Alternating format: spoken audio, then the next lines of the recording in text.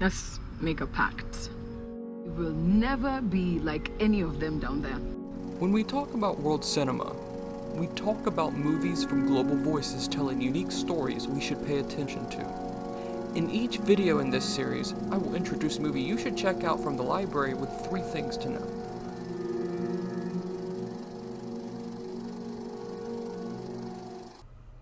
Rafiki is a simple enough story. 2 people fall in love. Like Romeo and Juliet, these 2 people come from competitive factions. Both have fathers competing for the same political office.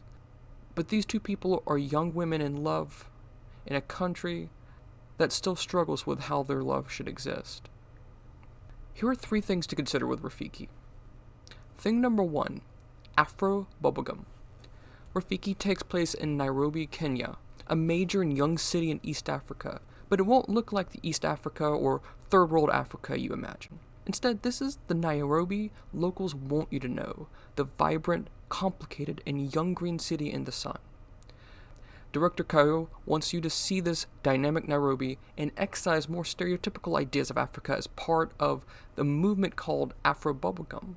Afro bubblegum is fun, fierce, and frivolous African art because more often than not, Black joy is not celebrated, and Afro bubblegum is an opportunity to celebrate Black joy through art.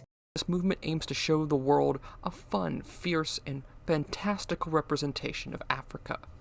In an interview with IndieWire, Kahiu says, "I just wanted to show images of young Africans in love. It occurred to me that the last time I saw a movie in the cinemas that told a story about young Africans in love was very long ago, which was just so ridiculous to me that such a basic universal thing was so uncommon for us when it came to the cinema." Much like the Bechdel test, Kahiu has an Afro bubblegum test. It asks, does a work of fiction have at least 2 healthy Africans who are financially stable and do not need saving, having fun, and enjoying life? Thing number 2, friend. Were you out last night? I was out with some friends.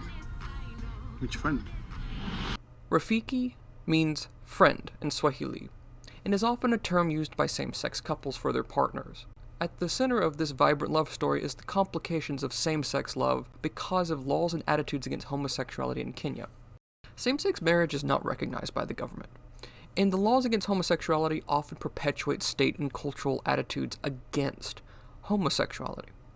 In Rafiki, these cultural attitudes affect both characters in the pursuit of their romance, specifically given their father's political aspirations and the attitudes of their friends. But these attitudes, especially in Nairobi, are changing with organizations such as the Cosmopolitan Affirming Church and other groups providing refuge and assistance to LGBT Kenyans. Still, after Rafiki premiered in 2018 at film festivals, Kenya banned seeing and owning this movie due to its content, at least for a bit. Thing number 3, Academy Award for Best Foreign Language Film. Now, how does the Academy Awards play into this? Because the Academy Awards have guidelines for movie submissions for consideration.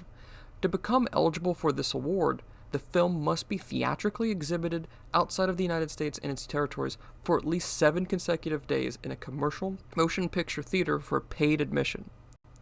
This eligibility requirement put Director Kahiu in a position where she petitioned for lifting the ban.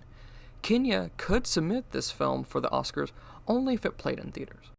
A Kenyan court lifted the ban in 2019 and allowed the film to be shown at one movie theater, the Prestige Cinema in Nairobi, in daytime-only showtimes for 1 week. And it sold out. Crowds packed the theater and cheered on. In the Sydney Morning Herald, a patron came with her braided hair wrapped in a rainbow-colored scarf and said, "People can see themselves on screen, and they can know that it is okay to express themselves in that way." Unfortunately, Rafiki was not submitted to the Oscars as Kenya's 2019 submission. The film did secure international distribution.